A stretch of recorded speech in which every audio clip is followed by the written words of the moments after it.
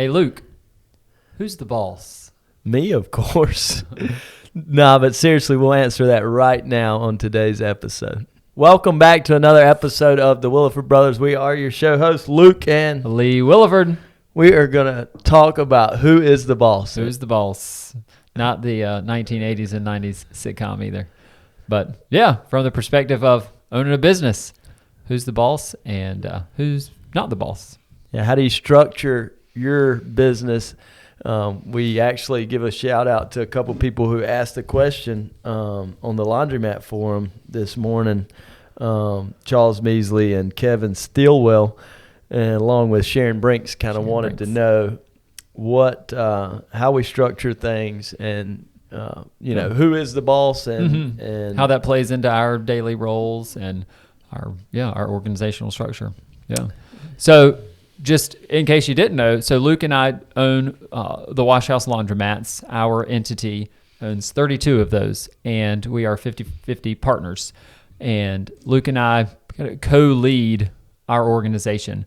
Luke oversees operations, and I oversee finances and landlord relationships, insurance relationships, attorney, things like that don't really all encompass into one word, but it's not that complex. But we both help each other with both. We do, yes. We use our strengths. We go to each other with questions, with thoughts, and it helps out a lot. For us, the boss is ultimately our Lord and Savior, Jesus Christ, in all seriousness. And then our wives. And then our wives. Sometime intertwined. But in your business, you've got to know who's your boss, who's leading who. And we don't really, in our company, we don't use titles. Everybody works for us, works with side us. By side. We don't use the word for, we use the word with. And we don't use the word employee. Don't like the word. We use team members, staff, just don't like the word, don't like the E word. So we don't use that because I don't want to be called an E word. You don't want to be called an E word. Yep. And our team doesn't. There's so much more than that because they're all people and they have life and purpose. Yeah, and that comes out of a heart for making everyone want to feel like family because we are, and that's just as genuine as we can get because that's our desire, and so our actions and our words should reflect that, just like for you and in your organization. The way you identify yourself, your staff members, your team members, all those folks. It has real effects. And it's more leadership. So we're shooting this podcast right now, but we've got leaders out in the field doing things today in our stores, greeting customers, repairing washers and dryers, doing annual services like we talked about in a previous episode. And I think what people want to know is how do I set up my laundromat, just one, and then once I have that one set up, how do I scale that to another? Can you shed some light on how we have our laundry attendants scheduled and also how they're set up and our tiers? Yeah, sure. So we start in the store, and those are called store managers. Traditionally, they're called laundromat attendants, laundry attendants. We call them store managers because at each location, there is one of those people. So they are there managing that store on their own. There is no one else who is above them within the store. So that store is theirs for their time period. They are there from 8 a.m. to 5 p.m., and their responsibilities are to make sure our customers have an excellent experience by keeping the store clean, helping people who are in need, bring in laundry from the parking lot, helping mothers with their children, and mopping up spills, whatever it may be. Those are two of the primary focuses for them. At that level, we have 3 different types of store managers. We have an SM1 who is pretty new. They are just learning the ropes. They are learning to be part of the team. And we have an SM2 who is someone who's been around for, I'd say, 2 until... 2 plus. Yeah, 2 plus, 2 until. And that person is well-respected, paid a higher hourly rate. But what keeps them from being an SM3 is just that an SM3 has a key to our value add machines, what we call terminals. That person is entrusted and knowledgeable on how to access that and fix minor repairs that they may need to in that terminal. So our terminals dispense cards, and they accept cash and credit for the value add machine. And so sometimes a bill will get stuck. Sometimes a card being dispensed will get stuck. Sometimes somebody puts a coins in the card dispenser because something about small little holes and quarters. So that person is, we've given them the authority to go into that machine, repair those issues. That way, our regional managers, so regional managers are folks who are responsible for 5, 6, 7 stores of their own, and they are our technicians. They have contacts with all of our subcontractors, yep, like HVAC repairmen, electricians, plumbers. They have emergency contacts for when things go wrong and we need someone else to come in. So those people are not the boss of those those store 1, managers. 2, and 3. Yep. But they, again, work alongside each other. Each knows the expectations of the other, and they know their responsibilities, and so that works really well. We try to be as transparent as possible, and it's also extremely important to know what decision-making authority you have. So we let store managers know if somebody comes in and has any small issue, they have the authority to provide a free wash, give a refund, whatever it is that may seem like a big deal, that if they have to expend some funds, it doesn't come from their paycheck, and we are more than happy to spend those funds to make sure that our customer has an excellent experience, has a good memory, and comes back time and time again. So those regional go ahead. So those regional managers are tasked with all these repairs, making sure there's no leaks in the roofs, parking lots look good.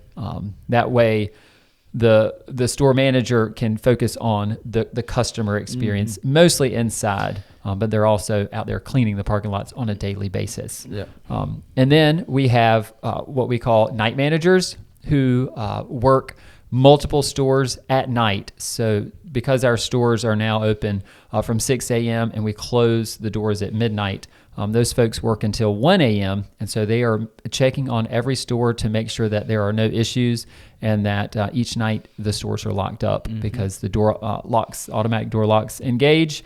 And it works great. And we have somebody who does vending. Different people who do vending. SM3s oftentimes are also vending managers. So they'll work the vending route and procure the vending supplies 2 days a week, and then work in the store as a SM3 3 days a week. And it's important to know you can't become a SM3 unless you were once an SM1, a SM2, and then an SM3. All of those have different pay levels. And we've had SM3s who become regional managers. Absolutely. And or vending managers or night managers. Absolutely. So, and what we do is utilize the scale with both our regional managers and our night managers. They cover 5 to 7 locations. It wouldn't make sense to have somebody there 5 p.m. to 1 a.m. if we had one store, unless the revenue justified it. And if you have that one store, those tasks still need to be accomplished. So that person that's doing those things is going to wear multiple hats. You might have a store manager, and then you have what we call a regional manager, a vending manager, a night manager, doing all the exact same things. That could be you. You might be there from 4 o'clock to close, and you're stocking the vending machine. You're making sure everything's good in the evening. So those tasks are still there. So it may be consolidated into one position. And one of the huge benefits of working for us, once you're trained, we don't micromanage. So we make sure that you're trained well and you're set up and you have all the ability, and you're not worried about giving somebody a $5 refund or buying a part that needs to be bought if you're a regional manager. We give you all of that. We're big fans of autonomy. Solve problems. We're all just glorified firefighters. We're looking for people who are going to help us de-escalate, who are going to solve problems, who are going to take that customer in the store that has a $5 refund she's mad about, and the store manager solves it on the scene without having to have a phone call into our headquarters and then it involving more people. So they do a lot of buffering customers, serving customers, taking care of problems, and they don't have cash. We actually give them the ability to add funds back to people's card. Yes. And all that's verified in our payment system. Yep. And you do two things. I mean, it's efficient, so it essentially costs less because we're not tying up people doing other things, but it also resolves the problem really quickly, which our customers greatly appreciate. Yep. And they want their problem solved, and they want it solved right now. And I don't blame them. They're Nobody the customer. wants to be on hold. They're the customer. So we do that, and we turn somebody who's frustrated into a 5-star Google review pretty quickly. But yeah, we start people out, give them an opportunity. Once they've been with us 2 years and they're doing a good job, they become a SM2 automatically. And then if we see the opportunity and we need a SM3, a key holder in a certain area or a certain store, what a SM3 does is they keep us from having to pull a regional manager off an install or off an annual service to unjam a card or whatnot. Yeah, because it may be 50 miles away, just so happen. Or yes, and they can solve that problem, and we compensate them a little more for holding that key and being able to do that. Yeah. And I think that also speaks into, if you're an operator, concentrating on a geographic area. Yes. If you have a small town, if you're 30,000 people, you can have at least 2 good stores there. If you're in a very large area with 300,000 people, you can have a dozen stores. And so you want to make sure that you are serving within those markets, because you then create efficiencies like we're talking about with your staff members, and everybody wins at that point in time. And brand awareness. If you have a store 2 hours from another store, you're really not creating any brand. But if you've got a bunch connected, 12 in one big city, and everybody's got your card and they can use it at any of those locations, you take that customer who washes laundry 10 times and they were using you 6 and cheating on you using another store 4 times. Now they're using you 10 out of 10. Yeah. And you also fend off competition that way. Absolutely. A bit too. Any investing into your business, either time, energy, or resources, helps fend off the competition. The barrier to entry in our business is high, and that's another thing that we talk helps. About that. But yeah, the structure is, you can shape it however you'd like, but you've got to have all the problems solved, and you can't do it all. You can do it all if it's got to be done, but you've got to hire staff. And what we do, and what I strive to do, is bring out as much out of people as they don't even see the potential in them a lot of times. And we see that potential and try to draw that out of them, use their strengths. People's strengths. That's Fernando, number 1 guy in our company right now, regional manager, fantastic, unbelievable. He started as a SM1 and grew. We saw that potential, and he didn't need to be cleaning washers or dryers, and it blessed him. I shared that with him, and he's about been 8 with years us. ago. 8 years now, and has really grown. Several other people, I could go on and on. There's a testimony. Deborah Rogers, been with us 11 years this year.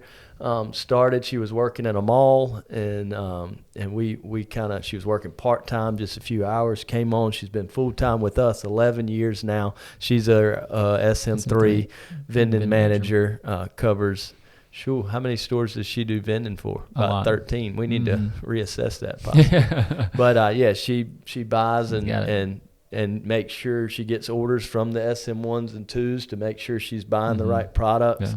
It's important that those people get along well too. It is. And the great thing about it is they don't have to be best friends, and they don't work elbow to elbow. Yes. They do not, and we don't let anybody Throw leave cold water on drama. Yeah, we don't, no drama. We don't let anybody leave a note for the person behind them. Everybody wants to say, no, there's that communication. You do your job while you're working. That's your time. You clean everything. Don't blame it on the person that didn't do it the night before. You've got 8 hours. We don't do any wash, dry, fold. people often ask me, well, what does your staff do if you're not doing wash, dry, fold? They They're ensure helping self-service customers. Yeah, they ensure that every self-service customer has an excellent customer experience. They do that with cleaning, if they're mopping the floor, if they're shining the machines, if they're getting soap that's stuck, if whatever they're doing, it's to make sure there's a good customer experience. And the perpetual effect of that and getting to know people is just astronomical. Yes. And your local brand, what people think about you, your company, locally is so important. Nationally, it doesn't matter. These laundry forums, podcasts, all that stuff's fantastic, but it doesn't matter. You can go make a good ad and make yourself look cool online. But genuinely, what Miss Angela, what your actual customer thinks in your community of your business is the real reflection of your business and real reflection of your top and bottom line. So true. Yep. So. And the buck has to stop somewhere. You have to be the one who, makes those decisions. And we said as the owner operator. Beginning of this, who is the boss? And I think leaders. The great thing about leadership, or what signifies somebody as a leader to me, they create other leaders. And I think a leader's not somebody who takes everything and does it all themselves. No, they they duplicate themselves, and the only way to duplicate. Not so much yourself, but duplicate the task and duplicate, the leadership within yourself. Then you've got people out in the field who are encouraging others, who are encouraging other staff members. Hey, I used to clean the washers. Now I'm working on the machines, and my pay's significantly increased. I've been here 10 years. Those things, they see those things. Yes. And also the cancers. I'm the cancer doctor. If somebody's not serving our customers well, not working hard, on their phone all the time, they got to go. They got to go. They got to go today. Yeah. There's not. And your existing employees appreciate that. Yes. Not only do they appreciate it, it also says, okay, yes, I need to make sure I'm doing my job well. They respect it. Yep. And they'll let you know about it in confidence. They know I'm not into drama, but if they send me something, and I always ask for pictures and proof. Because I'm not in the drama saying this or saying that. I want a dated photo. If the dryers haven't been cleaned out, send me a dated photo. Dated photo, I have evidence. That person worked. This dryer has still got a ton of lint in it. This hasn't been cleaned out in 2 days. And then I have something tangible that I can go to that person with. And that's what we've done. But then I think the question we want to answer is, who is the boss, or really who is the leader? Who's leading your company is probably a better question. And you've got to make decisions. I think a lot of times it's like the staff are telling the leader or the business owner what to do. Yes. And they're like, well, I can't make any changes because Tiffany or Susie or whoever, Billy, said they can't do that. I can't take out wash, dry, fold because 2 people told me I couldn't. Or, I can't move those folding tables around. No, I can't paint the walls because she doesn't like that color. You've got to grab the bull by the horns. You're the one who is paying the staff. You're the one who is leading this company. You've got to grab your business and take it seriously. Yes. And I think there are 2 words that just came to my mind, and that's we are here to serve other people. We are not here to be subservient to other people. So as the owner and operator, you are not subservient to your team members, and even to your customers to an extent. So yes, just make sure that you are processing things with wisdom and patience and respect for everyone, and make those decisions that are hard to make. And do it. Don't look back, and your team will appreciate it. Your customers will definitely appreciate it, as long as the impetus behind the decision is to provide that excellent customer experience. Yes, wonderful. But I know the question will be asked, well, how many store managers per location if I have one location? It's 2 to 3 typically, okay, because we're 8 a.m. to 5 p.m., 7 days a week. And we never work somebody more than 5 days a week, or at least we try not to. Yep. It's overtime. And we staff all of our team full time, so everybody with us is full time. The reason we do that, it creates a lot less redundancy, is redundant. No, that's not the right word. Redundancy. Retention. It says turnover, retention. Mm-hmm. Okay. So people don't leave us as much because we're committed to them full time and they're committed to us full time. Yes. What I see a lot of times is people who work in laundromats as laundry attendants, they work 4 other jobs. And what we want to do is make sure we tell the people we're going to give you 40 hours every week for the rest of your life. Yeah. And incentivizes commitment for sure. Yep. And it gives them a dependable paycheck, when you're short hours. And it also allows for more overtime every now and then because we don't have a huge pool of staff. We don't have a ton of extras, floaters, if you will. Slack. So when somebody calls out, oftentimes we'll call somebody who we know is looking for more time, and works really well. Yep. And the culture we've built, people they jump at the chance. Yeah, sure, I can come in today. Yep. That helps out a lot, man. Helps them make a little more money and serve our customers well. Yes, and that always takes care of itself. But, we open at 6 a.m. our stores. Our staff get there at 8 a.m. They leave at 5 p.m. They take a lunch from noon to 1. They clock in and clock out with a card. Our night managers come in from 5 p.m. to 1 a.m., and they float from store to store. If there's a need, text in or messaged in through social media or called in between 5 and 1. And our night manager, Eric is over at another location. We just send him to the location that's in need. And he works kind of a route, and he goes around, and he's not security or anything like that. But he does play that, but he's cleaning up. He's making sure the customers are having a good time and having a good experience. Yeah. So. Bounce these things around your head. Ask yourself, is that something I could implement into our store operations, our organizational structure? And at the end of the day, it's you who are the boss, and make sure that you make those difficult decisions because you'll benefit from them. Yep. Take the first step. Do something.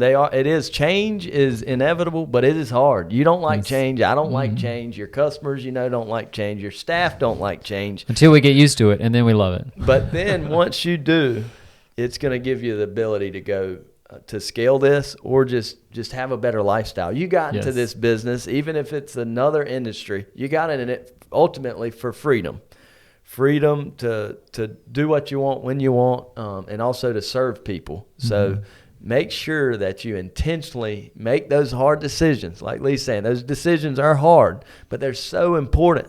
They're so important because by you not having a night manager and you having to get called from your house to go down there or having your phone always ringing, that's taken away from what you ultimately got in this for. Your wife and kids, that's stealing time from your wife and kids. And if you have a night manager and you invest in them, I promise you in the right market, as long as you're in the right location, it's going to pay for itself tenfold.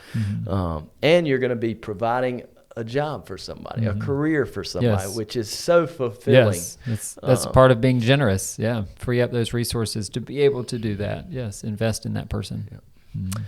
Well, we hope this has helped you with knowing how we structure things, and you can take tidbits and use portions of it, and take out others, and but this is how we've found that we're able to scale. We concentrate in areas. We try to dominate the markets, and it really helps with operational management of staff and team members.